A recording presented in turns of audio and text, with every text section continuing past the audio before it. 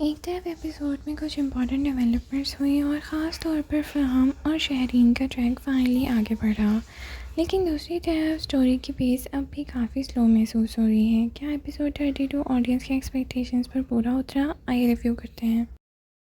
अस्सलाम वालेकुम नाज़रीन, welcome back to my channel. सबसे पहले बात करते हैं एपिसोड के बेस्ट सीन की। काफ़ी एपिसोड से व्यूअर्स फ़ाहम के असली चेहरे को और इरादों को सबके सामने लाता हुआ देखना चाहते थे और आखिरकार एपिसोड 32 में फ़ाहम ने अपना मास्क उतार ही दिया जब उसने शहरीन को सीधा मना कर दिया कि उसका शादी में कोई इंटरेस्ट नहीं है। शहरीन का शॉक रिएक्शन और उसका इमोशनल ब्रेकडाउन नेचुरली एग्जीक्यूट हुआ। ये ट्रैक फाइनली इंटरेस्टिंग डायरेक्शन में मूव होता नज़र आ रहा है। अनस और अंसा का ट्रैक इमोशनल था। अनस की फैमिली से अलग होकर अपनी मेहनत से नई ज़िंदगी शुरू करने का एक पॉजिटिव डेवलपमेंट है। ये कैरेक्टर ग्रोथ का साइन भी है। पहले वाला हेल्पलेस अनस अब धीरे धीरे रिस्पॉन्सिबल और इंडिपेंडेंट नज़र आ रहा है।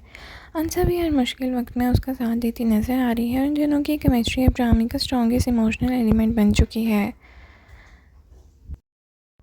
घर का खर्चा, किचन का खर्चा सब उठाने के लिए दोनों बराबर पर राज़ी हैं। ये फिर अनस अब फ्रीलांसिंग का काम भी सीखने को रेडी है। दूसरी तरफ शयान का कैरेक्टर अब भी ड्रामे का सबसे एंटरटेनिंग पार्ट है, लेकिन honestly speaking character development almost वहीं का वहीं है। हर एपिसोड में शयान कोई नई स्कीम बनाता है और फिर अगला एपिसोड में कोई और प्लानिंग शुरू कर देता है। इस एपिसोड में भी उसने अनस और अंसा का नेट वाईफाई बंद कर दिया और ख़ुद को बहुत ही प्राउडली फील कर रहा था।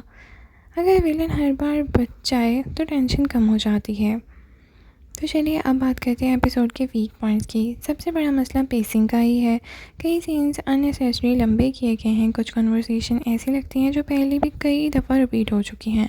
ख़ासकर अनस और अंसा के सीन्स काफ़ी रिपीटेटिव हैं। स्टोरी को इस स्टेज पर ज़्यादा फास्ट मूव करना चाहिए और क्लाइमेक्स की तरफ अब फॉरवर्ड होना चाहिए, क्योंकि व्यूअर्स अब मेजर रेवलेशंस और कॉन्सिक्वेंसेस देखना चाहते हैं। एक्टिंग के हवाले से बात करें तो फरहान सैयद एज़ अनस बहुत ही अच्छी और कंट्रोल परफॉर्मेंस दी गई है। उनके इमोशनल सीन्स नेचुरल लगते हैं और वो कैरेक्टर की सिंप्लिसिटी को मेंटेन रखने में भी कामयाब रहे हैं। सना जावेद की बात करें तो अंसा के रोल में उन्होंने भी काफ़ी कन्विंसिंग एक्टिंग की है।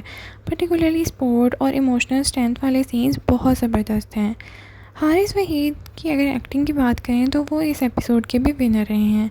चाहे आप कैरेक्टर से नफ़रत करें या पसंद करें, लेकिन उनकी स्क्रीन प्रेजेंस इग्नोर करना बहुत मुश्किल है।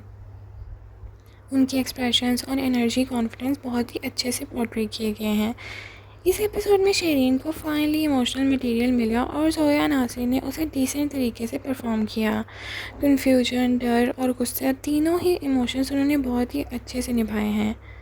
डायरेक्शन ओवरऑल क्लीन थी, सीन्स इजी टू फॉलो हैं और इमोशनल मोमेंट्स को प्रॉपर स्पेस दी गई है, लेकिन एडिटर को पेसिंग पर थोड़ा सा और काम करना चाहिए। कुछ सीन्स को ट्रिम किया जा सकता था और इंगेजिंग बन सकती थी। बैकग्राउंड म्यूज़िक ड्रामे के स्ट्रॉन्ग पॉइंट्स में से एक है। इमोशनल सीन्स में म्यूज़िक ओवर ड्रामेटिक नहीं लगा।